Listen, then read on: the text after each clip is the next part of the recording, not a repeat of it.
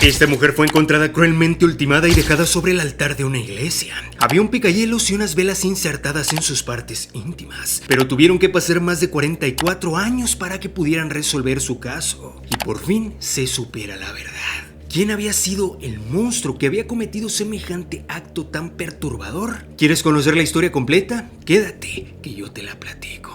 Arliss y Bruce Perry eran una pareja de casados, pero las cosas entre ellos no andaban del todo bien. Tanto así que la noche del 12 de octubre de 1974, a eso de las 10:30 de la noche, una pequeña discusión sobre quién debía inflar las llantas del auto terminó en una fuerte discusión en pareja. Las cosas se incrementaron a tal punto que Arliss prefirió salir de casa e ir a rezar a la iglesia más cercana en lugar de volver a entrar a la casa. Y Bruce la dejó ir sin pensar que la noche estaba oscura y que podía ser peligrosa.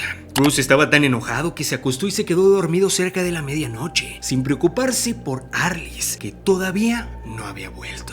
Despertó cuando ya eran las 3 de la madrugada y fue ahí cuando se dio cuenta que Arliss todavía no regresaba. Eso era algo verdaderamente extraño, pues a pesar de que tenían discusiones, Arliss siempre regresaba para dormir a su lado. Pero esa noche era completamente diferente. Fue entonces que se asustó y llamó a la policía de Stamford, aunque sin tener ayuda, pues le dijeron que para declarar desaparecida a una persona debían pasar más de 48 horas. El esposo jamás se imaginaría que al día siguiente sabría una noticia que lo dejaría completamente aterrado. Arliss apareció a las 6 de la mañana, pero ella ya no estaba en este mundo. La encontró Stephen Crawford, un guardia de seguridad de la Universidad de Stanford, donde ella y Bruce estudiaban. Lo más impactante es que se encontraba sobre el altar de la iglesia conmemorativa del campus. Ella estaba boca arriba con las manos cruzadas sobre su pecho, sin ropa de la cintura para abajo, con velas del altar insertadas en sus partes íntimas. Además, en la parte posterior de la cabeza de Arliss sobresalía un pico de hielo al que le faltaba parte del mango. Al parecer, ese era el artefacto con el que habían enviado al otro mundo a Arliss. Pero no solo eso, sino que antes de enviarla al otro mundo, se habían aprovechado de ella. Entonces, la policía comenzó su investigación hasta que tuvo a dos principales sospechosos. Uno de ellos era el marido de Arliss Perry, Bruce Perry, y el otro era el guardia de seguridad que la había encontrado cuando ya no estaba en este mundo. Sí, aquel tipo llamado Stephen Crawford.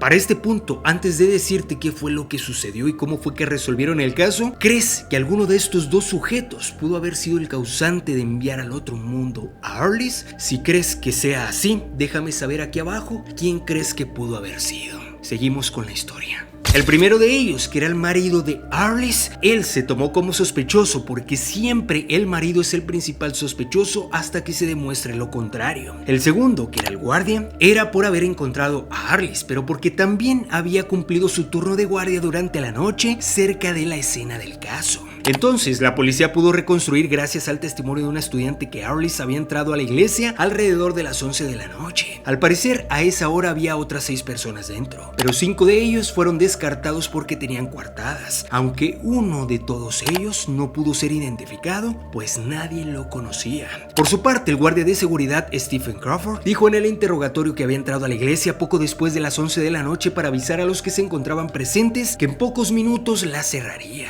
Según sus cálculos, volvió unos 15 minutos después y cerró la puerta con llave, sin mirar si quedaba alguien adentro. Cuando volvió a las 6 de la mañana, encontró la puerta del lado oeste abierta, forzada desde adentro, y después encontraría a Arliss de la peor forma. En la escena del caso, los investigadores encontraron los jeans de Arliss a unos metros del cuerpo y semen sobre la almohada de un reclinatorio.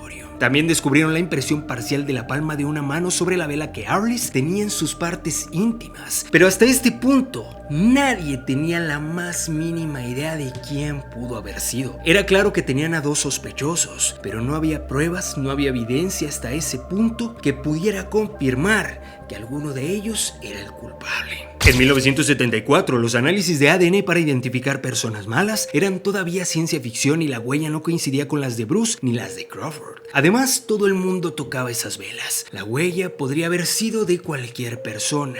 Por esta razón, Crawford fue descartado como sospechoso, pero el marido, en cambio, tuvo que esperar más para que dejaran de tenerlo en la mira. Reconoció que él había discutido con Arliss y su única coartada era que pasó toda la noche en su casa, pero no tenía a nadie que lo confirmara. Su llamada de las 3 de la mañana a la policía bien podía ser una maniobra para desviar la investigación, pero después de todo esto demoraron meses en descartarlo, hasta que se convencieron de que no tenían pruebas, no tenían evidencia para demostrar que él era culpable. Por la manera y el lugar en que fue encontrado el cuerpo de Arliss, los investigadores manejaron también la hipótesis de que la chica pudiera haber sido parte de un ritual satánico.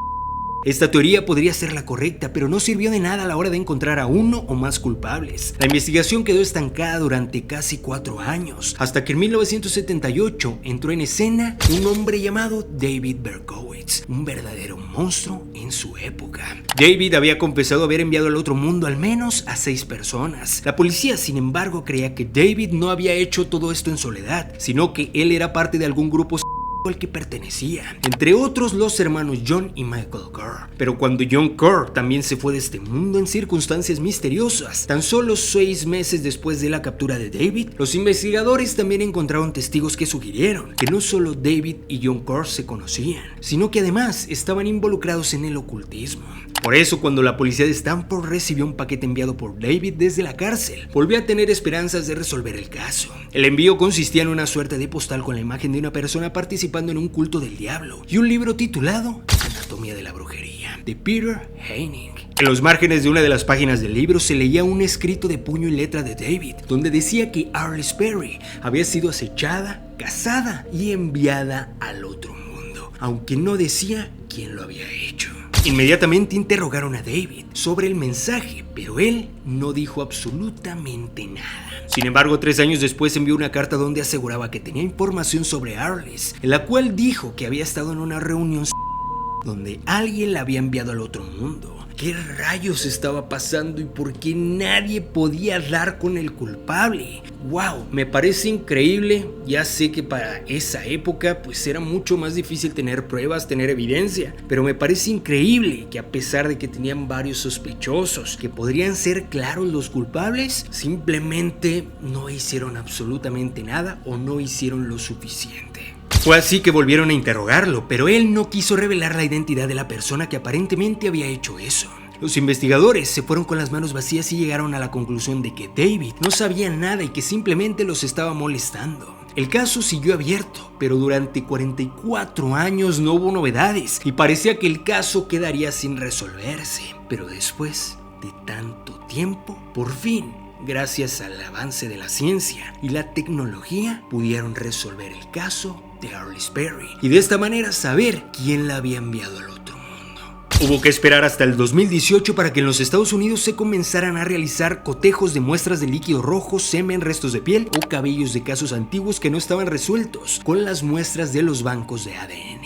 En junio de ese año, finalmente el ADN del semen encontrado sobre el almohadón de un reclinatorio en la escena del caso de Arliss Perry en la iglesia conmemorativa de Stanford dio resultados y al parecer el 99.9% indicaba que ese semen era de Stephen Crawford. Así es, el guardia de seguridad que estaba la noche en la que Arliss se fue de este mundo. Ahora yo te hago la pregunta, cuando te pregunté si tú pensabas que alguno de los 2 sujetos sospechosos, el marido y el guardia de seguridad, creías que podrían haber sido los culpables, quiero saber si acertaste de quién pudo haber sido el culpable. Si dijiste que era el marido de Arliss el culpable, has fallado, pero si dijiste que era el guardia de seguridad de Stephen Crawford, déjame decirte que todo lo que tú pensaste y tus sospechas fueron ciertas y acertaste. Lamentablemente todo esto se supo hasta 44 años después. Y cuando todo esto se supo, sí, el tipo aún seguía vivo, tenía alrededor de 72 años, pero cuando se dirigieron hacia su casa, el tipo no abrió. Y después de forzar la puerta de su apartamento, el tipo ya se encontraba privado de este mundo. Así es, cuando él supo que la policía venía por él, simplemente para no entregarse y no decir qué era lo que había hecho, simplemente se privó de este mundo y dejó muchos secretos, dejó muchas cosas ahí, del cual jamás sabremos el por qué lo hizo.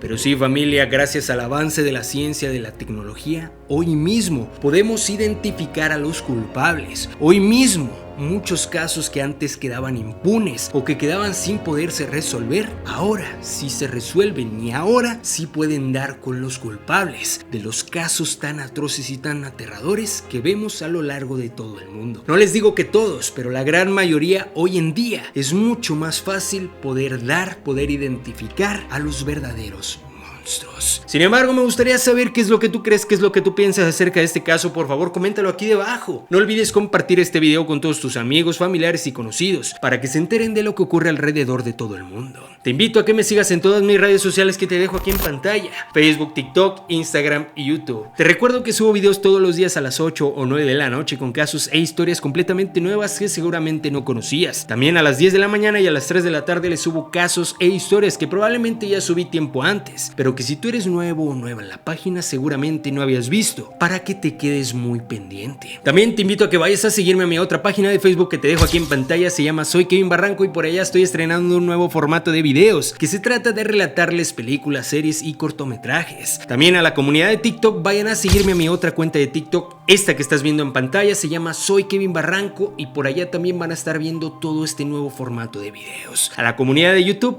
quédense porque aquí se va a estrenar todos estos formatos. Ahora sí, sin más que decirles, familia, yo soy Kevin Barranco y recuerden, agudice tus sentidos, ponte en alerta, que el terror del mundo está siendo descubierto. Nos vemos muy pronto en otro video, familia. Ahora sí, ¡vámonos!